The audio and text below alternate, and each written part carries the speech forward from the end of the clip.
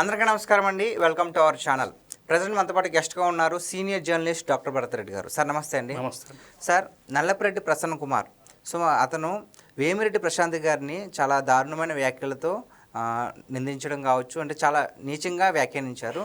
So ఈ వ్యాఖ్యల్ని నారా చంద్రబాబు నాయుడు గారి సతీమణైనటువంటి నారా భువనేశ్వర్ గారు ఖండించారు. సో దానిపైన మీ అభిప్రాయం ఏంటి? ఖచ్చితంగా మహిళల పట్ల ఇలాంటి వ్యాఖ్యల్ని దాదాపు రాష్ట్ర వ్యాప్తంగా అందరు ఖండించడం జరిగింది. నారా భువనేశ్వర్ కూడా మద్దతు తెలపడం జరిగింది. ఈ వ్యాఖ్యలు సరైనవి కావు. జగన్మోహన్ రెడ్డికి మహిళలంటే గౌరవం లేదని మరొకసారి రుజువు అయిందని చెప్పి ఆమె ఎక్స్ వేదికగా ఆమె పోస్ట్ చేయడం జరిగింది. ప్రశాంత్ రెడ్డికి నైతిక మద్దతు తెలవడం జరిగింది. అంటే ఒక లేడీస్ విషయంలో ఆడవాళ్ళ సపోర్ట్ రావడం అనేది ఒక పరిణామం. అంటే వాళ్ళకు కొంత నైతికంగా స్థైర్యం వస్తుంది, ఒక ధైర్యం కూడా వస్తుంది. దీనికి ప్రధాన కారణాన్ని మనం విశ్లేషించినట్టయితే వైసీపీ నాయకులు ఏమాత్రం కూడా అది తప్పు అని భావించట్లేదు. ఇంకా దాన్ని అది కరెక్ట్ అని సమర్థించుకునే ప్రయత్నం చేస్తున్నారు. ఈవెన్ దో నల్లపురెడ్డి ప్రసన్న కుమార్ రెడ్డి కూడా అది నేను అన్న మాటలకు కట్టుబడి ఉంటానని చెప్తున్నారు. ఏదైనా పొరపాటు జరిగినప్పుడు ఒకవేళ ఆ మహిళలు ఇబ్బందికరి పడ్డప్పుడు హట్ అయినప్పుడు ఆ వ్యాఖ్యల్ని ఉపసంహరించుకుంటాను అని చెప్పి చాలామంది చెప్పే ప్రయత్నం చేస్తుంటారు. రాజకీయ నాయకులు చాలామంది కూడా అవతలి వాళ్ళు ముఖ్యంగా సరే పురుషులు తిట్టుకుంటారు, వ్యక్తిగత దూషణలు చేసుకుంటారు, కానీ ముఖ్యంగా మహిళల విషయంలో ఇలాంటి వ్యాఖ్యలు చేసినప్పుడు అవతలి నాయకులు ఖచ్చితంగా కొంతవరకు పూర్తి కాకుండా ఆ వ్యాఖ్యల పట్ల తనకు బాధ కలిగితే నేను ఉపసంహరించుకుంటున్నారో లేకపోతే కొంతమంది బహిరంగంగా క్షమాపణ కూడా ఇవన్నీ జరుగుతుంటాయి. కానీ ఇవన్నీ చేయకుండా నల్లపురెడ్డి ప్రసన్న కుమార్ రెడ్డి ఇప్పటికి కూడా నేను ఆ వ్యాఖ్యలకు కట్టుబడి ఉన్నాను, నేను అరెస్ట్ చేసిన జైలుకి వెళ్తాను అంటే మరింత రెచ్చగొట్టే విధంగా చేస్తున్నారు. తగ్గిస్తే దాన్ని కొంతన్నా తగ్గించే ప్రయత్నం చేస్తారు. ఈ కారణంతో ఏంటంటే మహిళా లోకమంతా కూడా ఎదురు తిరుగుతున్న సందర్భంగా నారా భువనేశ్వర్ కూడా ఆ విధమైన వ్యాఖ్యలు చేయడం జరిగింది. అయితే నారా భువనేశ్వరి కూడా గతంలో చేదు అనుభవాలు ఎదురవడం జరిగింది. గతంలో ఆమె వైసీపీ దారుణంగా ట్రోల్ చేయడం జరిగింది, దారుణంగా పట్ల వివరించడం జరిగింది.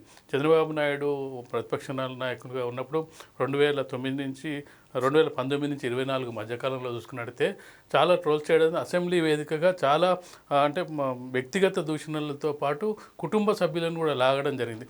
ఆ ఇష్యూతోటే చంద్రబాబు నాయుడు కన్నీళ్లు పెట్టుకొని నా భార్యను అంటారా అని చెప్పి కన్నీళ్లు పెట్టుకొని అసెంబ్లీ నుంచి బయటికి వెళ్ళి నేను మళ్ళీ అధికారంలోకి వచ్చాకనే అసెంబ్లీలో అడుగు పెడతానని చెప్పిన సందర్భాన్ని మనం చూసుకుంటే అది డైరెక్ట్గా నారా భువనేశ్వర్కి తగిలిన మాటలుగా చెప్పొచ్చు. అంటే ఒక చంద్రబాబు నాయుడు కంట నీళ్లు పెట్టుకున్నాడంటే ఏ విధంగా ఎంత అట్టయ్యారు, ఈయన ఇంత అట్టయ్యాడంటే తన భువనేశ్వర్ ఎంతగా అట్టయిందని మనం తెలుసుకోవచ్చు. ఈ విధమైన వ్యాఖ్యలు చేయడం ద్వారా ఖచ్చితంగా వీటన్నిటికీ ఇప్పుడు జగన్మోహన్ రెడ్డి ఓడిపోవడానికి ఒకటే కారణం కాదు, మహిళల పట్ల సరిగా వివరించకపోవడం, మహిళల్ని నిందించడం, దూషించడం, వ్యక్తిగత దూషణలు చేయడం, ట్రోల్స్ చేయడం, రాజకీయ నాయకులను ట్రోల్ చేయడం, చంద్రబాబు నాయుడు గారిని ఇష్టం వచ్చినట్టు మాట్లాడడం అసెంబ్లీలో, అంటే తిట్టడానికి కొంతమంది నాయకులను తయారు చేయడం, రోజా లాంటి వాళ్ళు, నాని లాంటి వాళ్ళు, వీళ్ళంతా కేవలం చంద్రబాబును టార్గెట్ చేయడానికి అసెంబ్లీ వేదికను వాడుకోవడం, దాంతోపాటు మనం చూసుకుంటే స్కీమ్ల కంటే ఎక్కువ స్కాములు, వీటన్ని కారణంగానే జగన్మోహన్ రెడ్డి ఓడిపోవడం జరిగింది. సరే, ఓడిపోయినప్పటికీ ఏదైనా మార్పు వచ్చిందా అంటే మార్పు రాలేదు. గతంలో ఏ విధంగా అయితే మహిళలను అవమానించడం జరిగిందో అదే రీతిన ప్రతిపక్షంలో ఉండి కూడా మహిళలను అవమానించడం జరిగింది. అంటే మనం చూడాల్సింది ఏంటంటే జనరల్గా ఆడపిల్లలు అంటే గౌరవం ఉంటుంది, అన్నలకు తమ్ములకు. వాళ్ళ చెల్ల విషయంలోనే తనకు గౌరవం లేదు. ఇంకా మిగతా ఆడవాళ్ళ విషయంలో ఏ విధంగా గౌరవం ఉంటుంది? తన చెల్లెనే ఆస్తి కోసం రిటర్న్ తీసుకుంటా, తల్లికి ఇచ్చిన ఆస్తినే నేను రిటర్న్ తీసుకుంటాను, నేను అప్పుడు ప్రేమ ఉండి ఇచ్చాను, ఇప్పుడు నాకు ప్రేమ తగ్గిపోయి తీసుకుంటున్నానన్న అసలు మన తెలుగు రాష్ట్రాల్లో దేశంలో ఎవరన్నా అన్నలు ఆ విధంగా ఉంటే ఇచ్చిన తర్వాతే సరే తీసుకో, లేదంటే ఇంకా ఉన్నోళ్ళైనా లేనోళ్ళైనా వాళ్ళకు తోచింది ఏదో కొంత పెట్టే ప్రయత్నం చేస్తున్నారు, లేకున్నా ఉన్న దాంట్లోనే సర్దే ప్రయత్నం చేస్తున్నారు.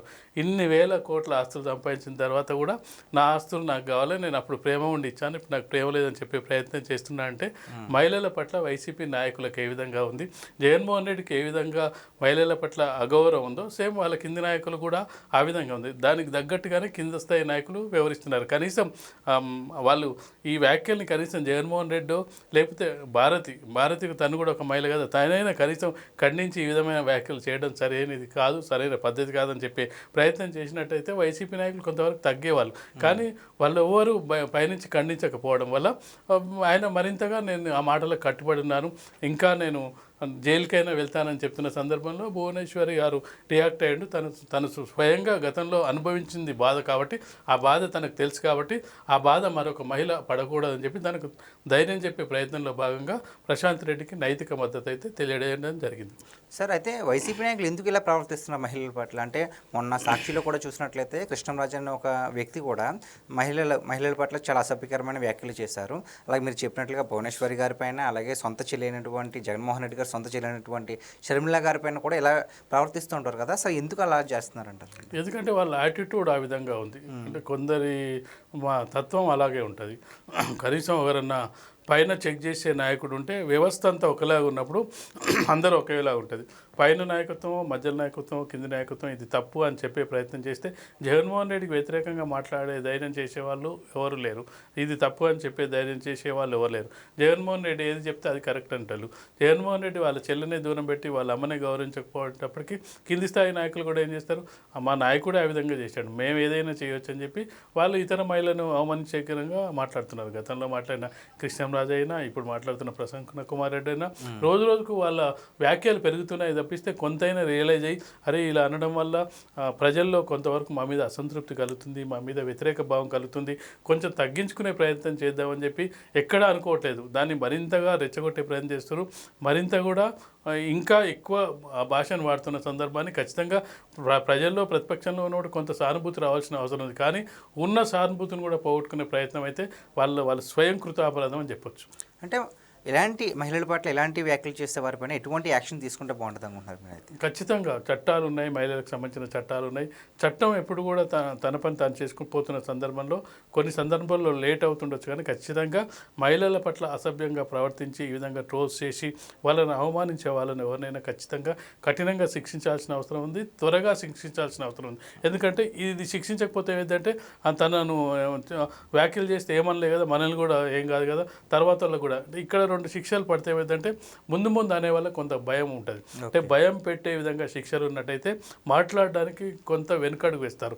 ఎలాంటి శిక్షలు పడకుండా ఈ విధంగా కొంత డిలే అయినట్టయితే ఏదంటే వాళ్ళకేమైంది మాకేమవుతుంది, మేము ఏదైనా వ్యాఖ్యలు 4 రోజులు వార్తల్లో వ్యక్తులుగా మిగిలిపోతాం, దాంతోపాటు జగన్మోహన్ రెడ్డికి చాలా దగ్గర అవుతాం, నేను ఈ వ్యాఖ్యలు చేయడం వల్ల జగన్మోహన్ రెడ్డి నన్ను వీర విజయుడిగా చూసుకుంటారు. అంటే వేరే మంచి పనులు చేసి జగన్మోహన్ రెడ్డి దగ్గర మార్కులు కొట్టేయడం కంటే ఈ విధంగా మార్కులు కొట్టేయడం ఈజీ అనే పద్ధతిలో ఇప్పుడు వైసీపీ నాయకులు ఉన్నారని మనకు అనిపిస్తుంది. Okay, thank you so much sir.